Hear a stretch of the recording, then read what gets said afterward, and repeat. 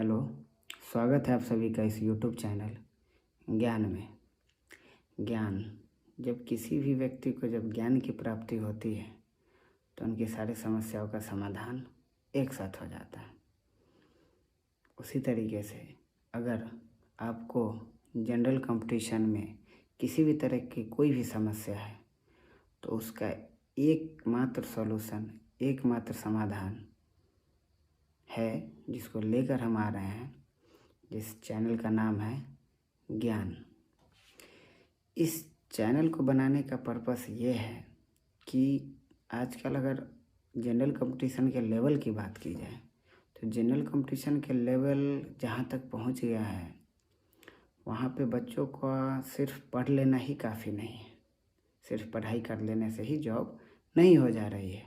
आपके आस पड़ोस अगल बगल में कई सारे ऐसे आपके बड़े भाई या आपके दोस्त मित्र होंगे जिनको आप देखते होंगे सालों से मेहनत कर रहे हैं, इसके बावजूद भी उनका कोई रिजल्ट नहीं हो रहा है। जबकि कुछ लोग ऐसे भी होंगे जो 1 से 2 साल मेहनत किए और उनका रिजल्ट हो गया है।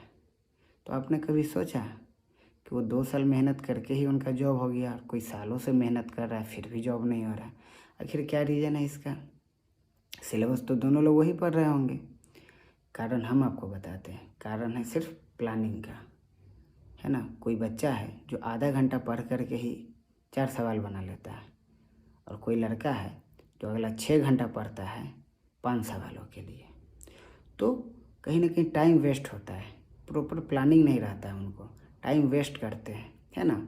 और ये सारी चीज़ें आपको कोई भी जो टीचर वो नहीं बताते। सारे टीचर्स का क्या काम है, वो सभी लोग सिलेबस कंप्लीट करने में रहते हैं। जबकि सिलेबस से कहीं अधिक ये जानना जरूरी है कि आपको कौन सा सिलेबस कहाँ पे पढ़ना है, कितना पढ़ना है, किस चीज़ को नहीं पढ़ना है ना।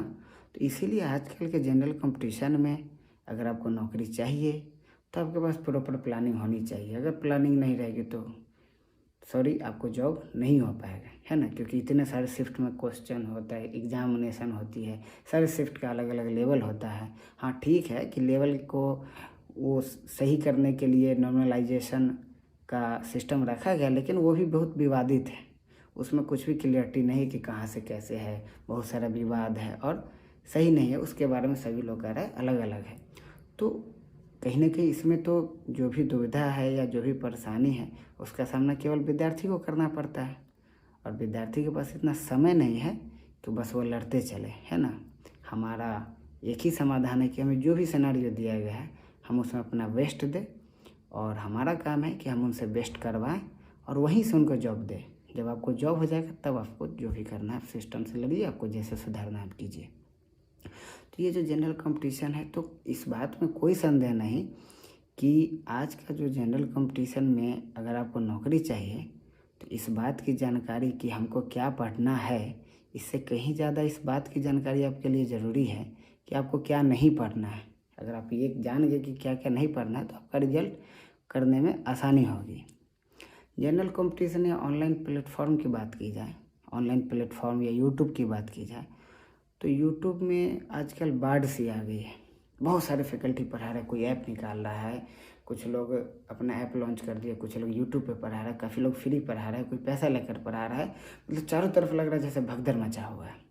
बच्चा को समझ में नहीं आ रहा कहाँ पकड़े कैसे पकड़े, है ना। एकदम से शोर मचा हुआ है ना। कोई बच्चा बोल दिया अरे वो सर अच्छा पढ़ाते तो हम उसको पकड़ लिए, उनका क्लास खरीद लिए, फिर वहाँ परचेज कर लिए। ये सारी चीज़ें एकदम से मारा मारी हुआ है। बच्चों में कन्फ्यूजन भी है कि अरे कहाँ पे पढ़े, किस सर पे पढ़े, किन के साथ नहीं पढ़े। ये सारी कन्फ्यूजन बहुत सारा, बच्चे बिल्कुल कन्फ्यूज है ना। तो कन्फ्यूजन, इस कन्फ्यूजन को कैसे दूर किया जाए। पिछले दिनों की बात है, मुझे एक बच्चा बताया कि सर हमने क्लास ले लिया, परचेज कर लिया और क्लासेस सही से नहीं चल रही है। हमने पूछा कि क्लासेस सही से क्यों नहीं चल रही है। सर रेगुलरिटी नहीं है और हम कुछ कर भी नहीं पा रहे, हम लोग बस तमाशा देख रहे। और जाहिर सी बात है वो कुछ कर भी नहीं पाएंगे। बच्चा कहाँ से कर पाएगा, बच्चा के पास नहीं इतना समय होता है, नहीं इतना साधन होता है कि वो इस सारी परेशानियों में पड़े। तो ये सारी चीज़ें तो मुझे लगा अच्छा ये सब चीज़ भी होता है।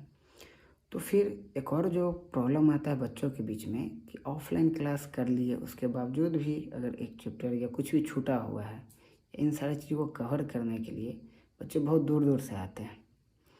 जैसे मेरे ही बैच में बात किया जाए तो 30 किलोमीटर से लड़कियाँ आती है क्लास करने सिर्फ। तो आप समझिए कि 30 किलोमीटर से सिर्फ गणित के क्लास करने आ रही हैं कोई बच्ची, तो कितना मुश्किल है उनके लिए। 25 किलोमीटर आना, 25 किलोमीटर जाना, कहीं ना कहीं 4-5 घंटे उसमें बिल्कुल वेस्ट हो जाते हैं, जिनका कोई मतलब नहीं बनता है। अगर वही 4-5 घंटे वो पढ़ ले तो शायद उनसे बेहतर रिजल्ट होगा, है ना। लेकिन उनकी भी मजबूरी है कि उनको प्लेटफॉर्म नहीं मिल रहा है।